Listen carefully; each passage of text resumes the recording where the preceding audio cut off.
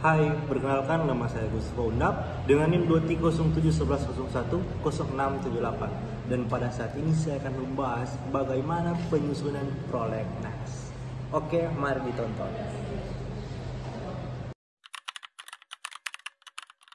Saat ini kita masuk dalam subbagian penyusunan prolegnas. Jadi, prolegnas adalah program legislasi nasional atau dalam tanda kutip lain adalah proses perencanaan pembentukan undang-undang atau RUU secara terstruktur dan sistematis yang akan dibahas oleh DPR dan pemerintah sesuai dengan skala prioritas dan proyeksi kebutuhan hukum nasional.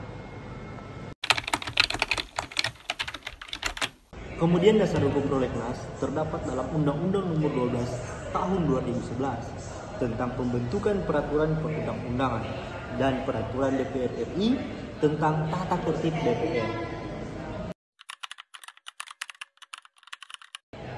Kemudian tujuan dari prolegnas yaitu menyusun prioritas rancangan undang-undang yang sesuai dengan kebutuhan skala nasional dan mencegah tumpang balik atau konflik antar undang-undang.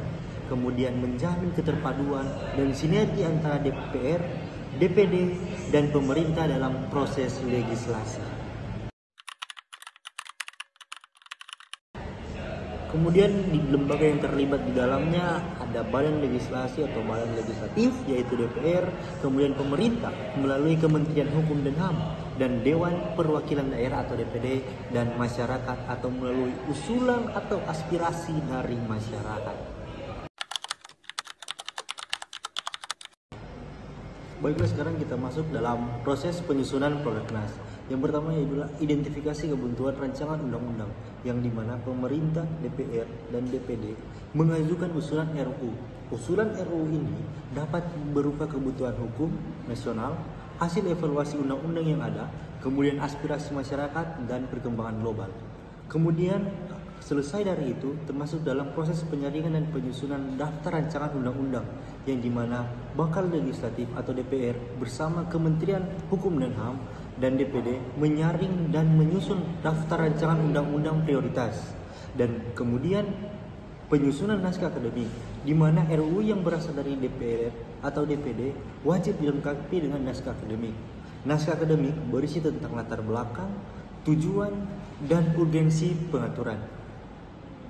Kemudian masuk dalam penetapan prolegnas, di mana prolegnas disusun dalam dua bentuk, yaitu jangka menengah dalam kurun waktu 5 tahun dan jangka tahunan atau prioritas tahunan. Dan kemudian prolegnas disahkan melalui rapat paripurna bersama DPR, DPD, dan juga Presiden. Kemudian yang dibahas di sini adalah bagaimana kriteria rancangan undang-undang yang masuk dalam prolegnas. Yang pertama itu merupakan perintah dari Undang-Undang 1945 atau UUD yang lebih tinggi.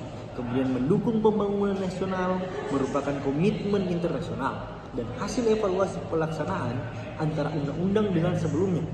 Dan kemudian merupakan aspirasi dari masyarakat luas. Kemudian bagaimana revisi prolegnas? Tentunya prolegnas bisa diubah atau ditambahkan rancangan undang-undang di luar daftar, harus memenuhi syarat tertentu dan harus melalui persetujuan dari DPR. Nah, itu dia teman-teman, video pembahasan mengenai bagaimana proses penyusunan prolegnas. Nah, untuk itu sekian dari apa yang telah saya presentasikan.